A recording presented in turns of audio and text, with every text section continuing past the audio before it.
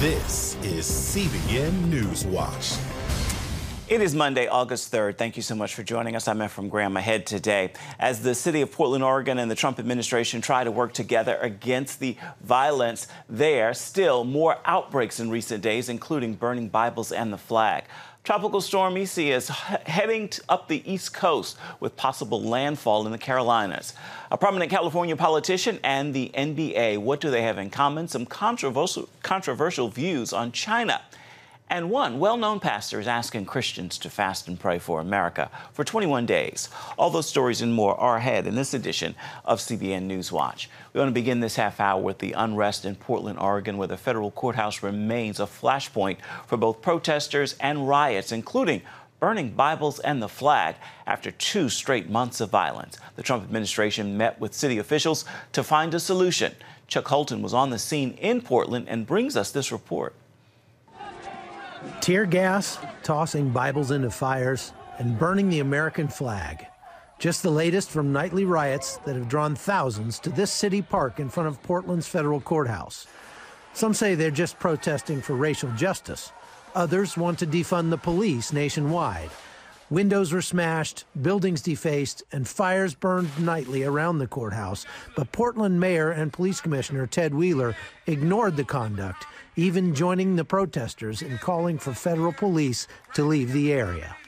The reason I'm here tonight is to stand with you no matter what. I stand with you. So we've seen lots of different kinds of makeshift weapons out here. Shields, baseball bats, tennis rackets, green lasers, frozen water bottles, glass bottles, things like that. So the protesters beat on the doors of the federal building over here for about 10 minutes, essentially begging the cops to come out. The cops finally obliged, came out and pushed everybody back. And now it's kind of a standoff. We'll see where it goes from here. While many of the signs call for the police to be defunded or abolished, it's clear their intentions are not to increase personal freedom. Antifa agitators could be seen blocking roads and trying to limit the freedom of the press. Film the cops, not the protesters. Film the cops, not the protesters. When a black Trump supporter was discovered in the crowd, protesters immediately called in the mob. I have his Instagram right here. We have your Instagram up. It was abundantly clear most of those protesting want to become the police, not abolish them. Some local Christians have been trying to be positive in the midst of these riots. As a leader, I'm often asked to speak. And during this entire period, I've said, I just want to listen. I have trouble with people who set fires on purpose, for people who write graffiti all over the place and stuff like that, who bash in windows and loot stores. I have a real problem with all of that. But that's why inside I'm saying, Lord, you've got to help me understand what that person sees that I don't. Tensions eased somewhat over the weekend as federal agents were replaced by Portland police officers who must follow much more restrictive rules of engagement. But that didn't stop protesters from burning American flags and even Bibles. How that relates to racial justice wasn't immediately clear. But Pastor Hennessy says there is a role for Christians to play. We need to pray for the ability to listen, to learn, and to find out how God wants us to engage. From Portland, Oregon, I'm Chuck Holton for CBN News. Want to move now from the West Coast to the East Coast, where millions of Americans are keeping a close eye on Tropical Storm Isaias. Watches and warnings have gone up as forecasters expect the storm to make landfall in the Carolinas after crawling up the Florida coast. George Thomas is the story. After barely striking the Florida peninsula, Isaias, now a tropical storm, is expected to make the turn north, striking the Carolina coast overnight, possibly as a hurricane. The National Weather Service warning residents along the coastal communities of the Carolinas to prepare for significant flooding from heavy rain and high winds that could possibly bring down power lines and trees. Mandatory evacuations for several North and South Carolina coastal areas sent vacationers packing ahead of the storm. Disappointed and frustrated and sad. North Carolina's governor issuing a state of emergency for portions of his state as forecasters say 70-mile-per-hour winds could hit the Outer Banks as the storm comes ashore. We know how to plan, prepare, and respond when it's over. Nothing about that has changed. Folks in Delaware and as far north as Rhode Island also on alert, as forecasters expect the fast-moving storm to bring heavy rainfall, strong winds, and storm surge to some areas later in the week. Meanwhile, Floridians breathing a sigh of relief after a weekend Isaias brushed the state's eastern coast Sunday with minimal damage. And for the first time in 45 years, splashdown. 2 NASA astronauts returned to Earth in this kind of a dramatic fashion after spending 2 months at the International Space Center. Their capsule splashed into the calm Gulf waters off the Pensacola coast Sunday as Tropical Storm Isaias was pounding the state's Atlantic coast. The astronauts were part of Elon Musk's ambitious SpaceX project that hopes to carry people to and from orbit in the not-too-distant future. George Thomas, CBN News. And now to the COVID-19 virus and the Trump administration, with the death toll closing in on 160,000 and many businesses still trying to recover. CBN's chief political analyst David Brody spoke with the director of strategic communications and special assistant to the president, Elisa Farah, late last week about its handling of the virus and the controversy over using the drug hydroxychloroquine as a treatment. Elisa Farah, good to see you. Good to see you, David. Thank you for having me. COVID-19. Look, if you hear the media talk about COVID-19, they like to say that this president has blood on his hands and all of that. What is the reaction to when this administration hears that type of talk from the media? Well, first off, it's a tragedy that our nation is united in, that we've lost 150,000 Americans. This weighs heavier on no one's heart than the president's. I'm in with him in meetings daily when he's getting updates, he's getting data reports, he's deploying PPE, he's sending support to states, and it's just, he doesn't let the noise bother him. It's hard for those who care about him and those around him. He's focused on leading, though, and what our government has been able to do to respond to this unprecedented crisis is truly amazing. One thing I would tell your viewers that I think is important to know is just how far we've come since March and April at the height of this virus. Yes, cases are still rising, but we have therapeutics, we have PPE, we have hospital capacity.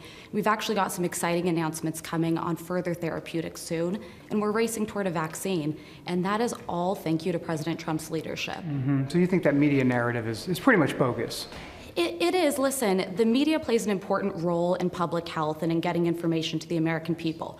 What's not helpful is when they're weighing in and not giving all the facts, not properly contextualizing it, and really politicizing what's a tragedy we all really need to be united in together. Hydroxychloroquine, I'm glad I pronounced it correctly. There are a lot of folks that say, hey, the president was right all along. What's the feeling inside the White House about hydroxychloroquine? Well, I would start by saying the president is the right to try president. He passed historic legislation that helped terminally ill patients try medications that are still in the trial phase, anything to try to save their lives. So that's the mindset he approaches this virus with as well.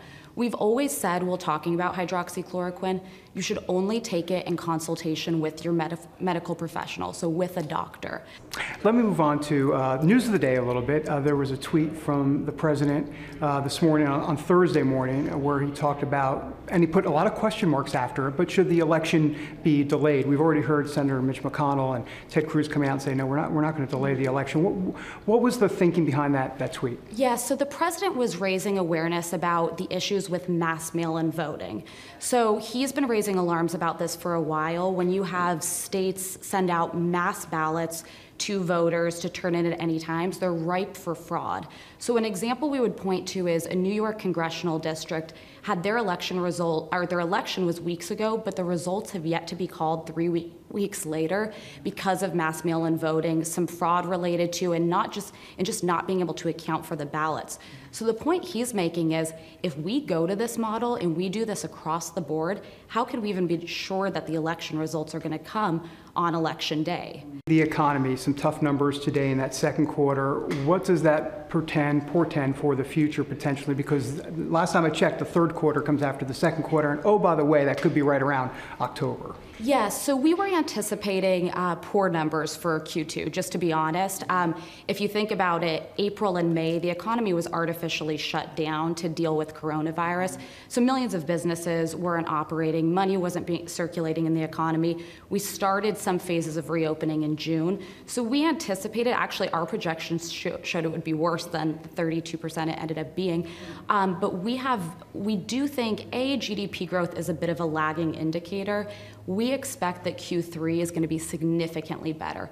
Speaking of a president and the economy, he's also, as he says, the president of law and order. And of course, what we've seen in Portland for what now 63 straight nights has just been, it's been hard to watch. What's the view of this White House when you see Democrats like Jerry Nadler and others at the bar hearing the other day, and others who were saying they're calling these folks protesters, sometimes peaceful protesters, and we're seeing the images are the exact opposite. Oh, it's the exact opposite, and we've been getting footage. The Department of Homeland Security has been doing an incredible job trying to maintain the peace in the streets of Portland, when frankly the governor and local police enforcement have not stepped up to the job. And what you see is organized agitators. You see anarchists trying to burn down a federal courthouse. Men and women across this country aren't going to stand for that. We've heard tremendous feedback on this issue. It's one that just really resonates with the American people, because if we're not going to defend, our federal buildings, what's next? Is it my neighborhood next? Coming up, a major topic in this year's election, China and its human rights abuses in the news again, but this time because of what one prominent politician said and what some major sports figures have not said. We're going to explain what's happening right after this.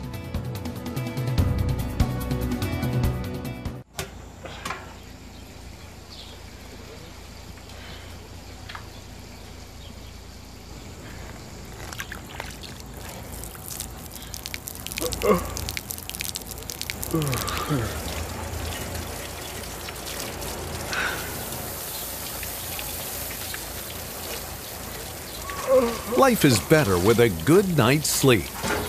Get your free DVD or booklet of Protect Your Sleep as the world watches from the outside. It's a big diplomatic tug-of-war here in the Middle East. Go inside the story with Jerusalem Dateline. Israeli archaeologists are talking about a discovery that could change the thinking about the Temple Mount. Join CBN Jerusalem Bureau Chief Chris Mitchell and get the biblical perspective on the events shaping the world. What starts in Israel then ends up going to other places. Watch Jerusalem Dateline Friday night at 9:30 on the CBN News Channel.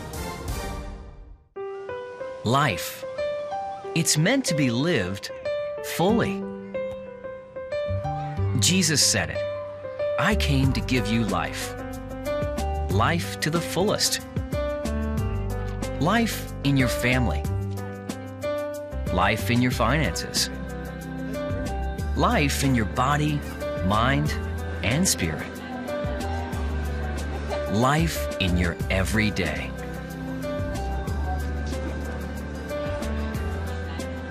At CBN.com, we're taking what Jesus said seriously. We're here to help you discover life. Life. Live it fully. CBN.com.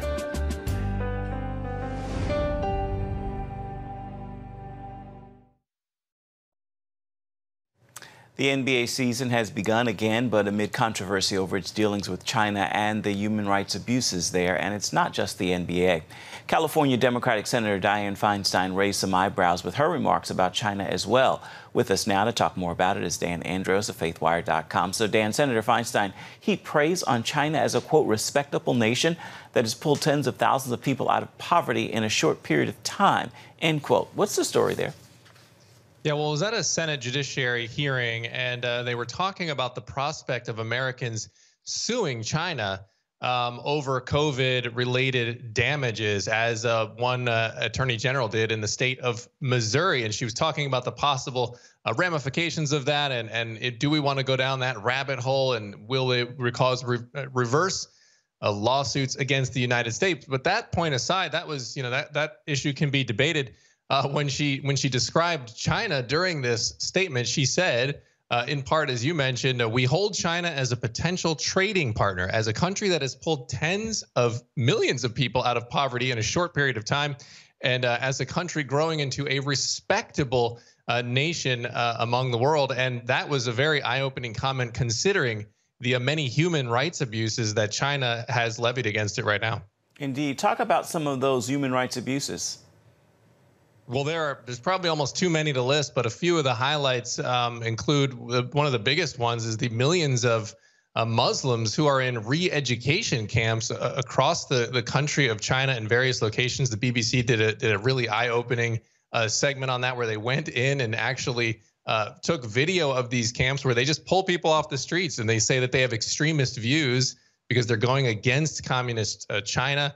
And so you see this shocking footage of them basically being brainwashed into following the communist government. But of course, we've also, CBN and FaithWire have documented the abuses against Christians, pastors being arrested for no reason other than worshiping Christ over the communist government. They're tearing down churches, and they continue to do that. And not to mention, they've tightened their grip on Hong Kong, and now there's penalties. If you speak out, you could face life in prison for simply protesting against the Chinese government. Why is the NBA also receiving criticism over its handling of China? Yeah, well, the NBA has long been trying to expand its market. They value that Chinese market, and they've been working with them and trying to work together to expand the NBA there. But now, this year, the NBA has really taken on social justice messaging. The players, for example, on the restart that just happened a few days ago are not wearing their names on their jersey. They're picking social justice issues and putting them on the backs of their jersey, but no one has, put anything about China on there. So people are viewing it as very hypocritical to sit here and, complain about all the issues that we have in our own country while they're in China and not saying anything about the human rights abuses there. At least one prominent NBA figure has changed his tune on China. What did he say? Yeah, well, it was a step in the right direction, and that was Warriors head coach Steve Kerr, who came out and said he regretted not speaking out about China when he first had the chance. He was asked for it earlier in this season, last fall, and he kind of lashed back into the media and said, "Well, I haven't been asked about the human rights abuses here in the U.S. either."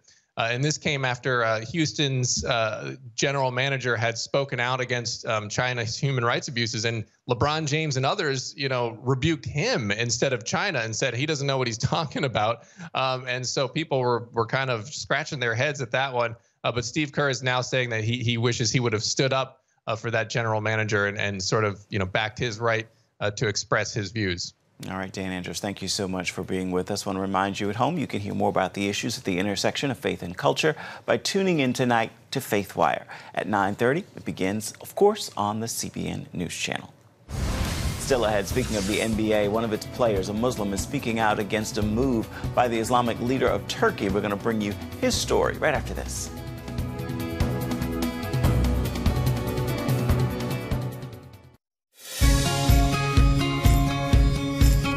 Young people, millennials, are flocking to church. It's not an exaggeration to say that we love to meet them and that we love to know their stories.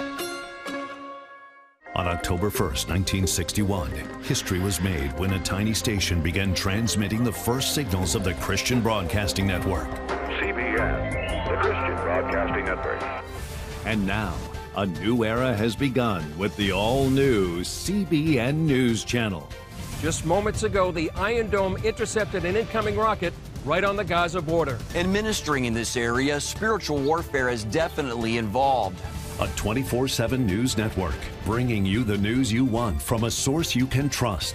In Kenya, 40% of the medical services are actually provided by these Christian hospitals. Let's talk about the economy. Believers here are joining together to win people to Jesus Christ.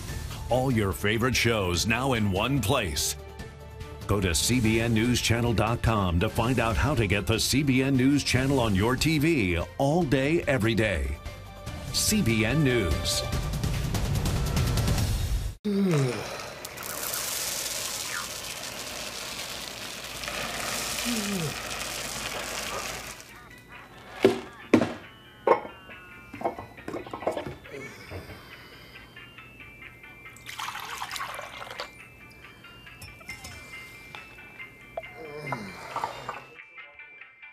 Life is better with a good night's sleep.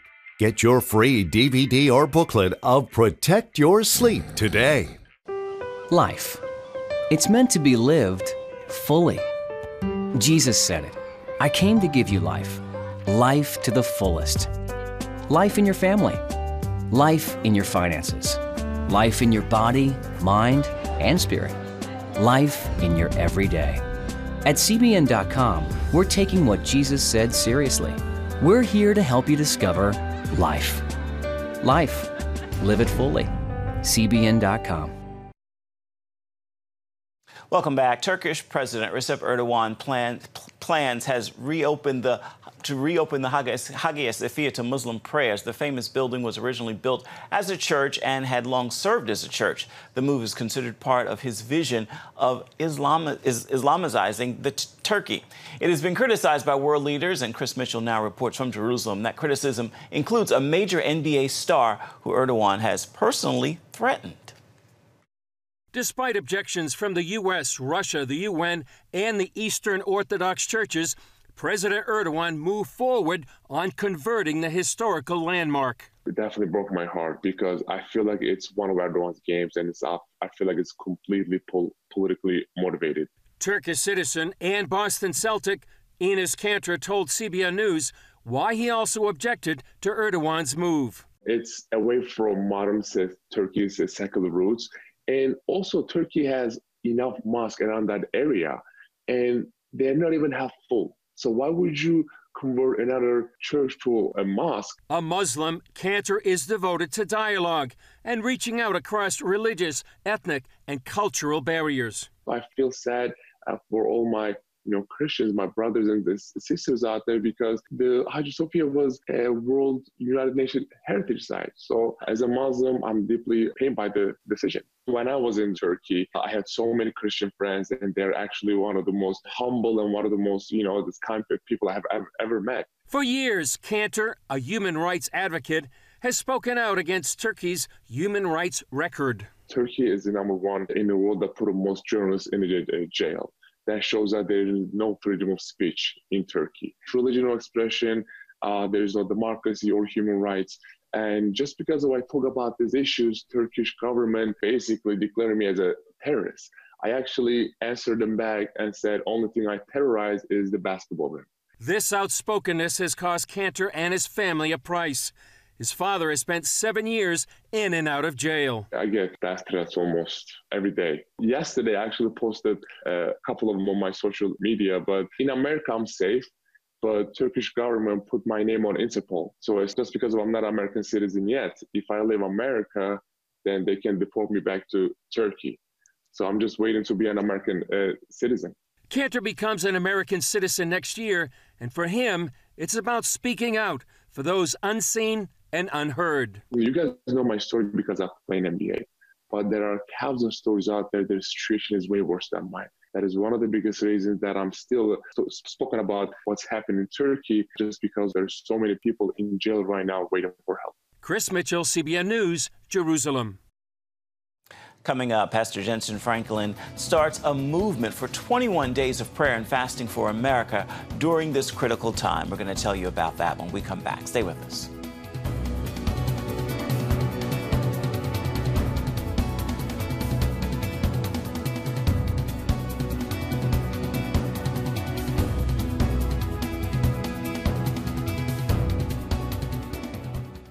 Hey, if you're tired and exhausted all day, you can't think clearly, and you really just need a cup or even a pot of coffee to get through your day, then join me, Dr. Josh Axe, for this new series where I'm going to teach you how to transform your diet and use essential oils and supplements to get a better night's sleep. Wake up to your best life. Call 1-800-700-7000 to get your free DVD or booklet of Protect Your Sleep today.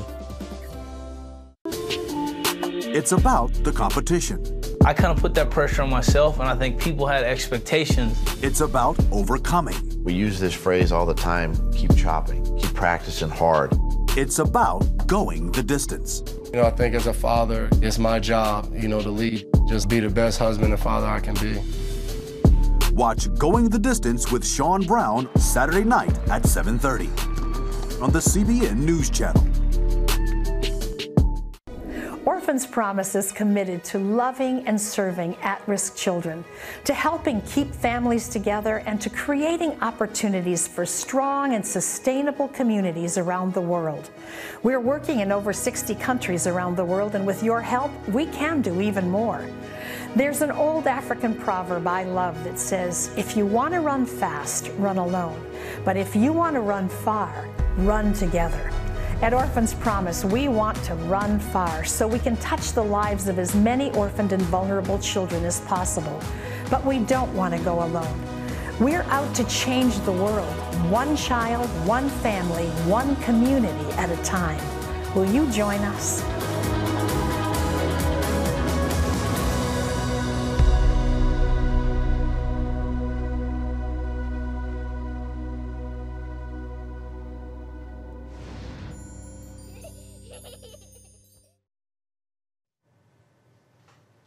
There were 2 breaks.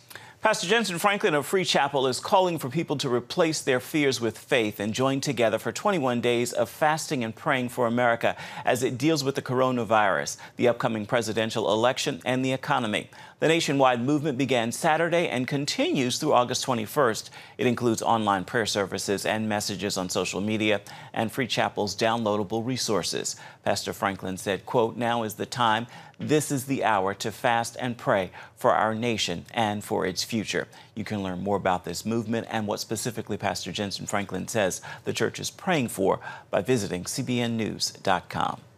Before we go, it's time for your Monday motivation. I want to leave you with this message. Our Heavenly Father is the God of all comfort. Wrap yourself in that comfort like a warm, soft blanket. With that word, be sure to make today a marvelous Monday and be sure to have a wonderful rest of the week. That will do it for this edition of CBN Newswatch. I want to remind you our programs can be found at any time on the CBN News Channel. You can also find them online at cbnnews.com. We'd love to know what you think about the stories you've seen here today. You can email us. That address is newswatch@cbn.com. And of course, you can always reach out and touch us on Facebook, Twitter, and Instagram. Hope you'll join us again right here next time. Make it a marvelous Monday. We'll see you tomorrow. It has the power to influence weight loss, boost your immune system, and improve brain function. We've seen an explosion of data on the role of the gut microbiome in health. The free Build a Better Gut booklet reveals the latest information about the gut microbiome. You'll discover how your gut affects the rest of your health. The gut microbiome has been linked to depression and cancer and heart disease. Learn how to build a stronger, healthier gut. The microbiome, if it's in good composition, are really protecting us all the time from more invasive things. Get the Build a Better Gut booklet, free from the Christian Broadcasting Network. Call 1-800-700-7000 or go to cbn.com/buildabettergut. You need to make sure that your microbes are working with you, not against you. And if you order online, you'll get immediate access to the Build a Better Gut series, a digital copy of the booklet, and related bonus material. Build a Better Gut today. Call 1-800-700-7000 or go to cbn.com/buildabettergut for your free copy.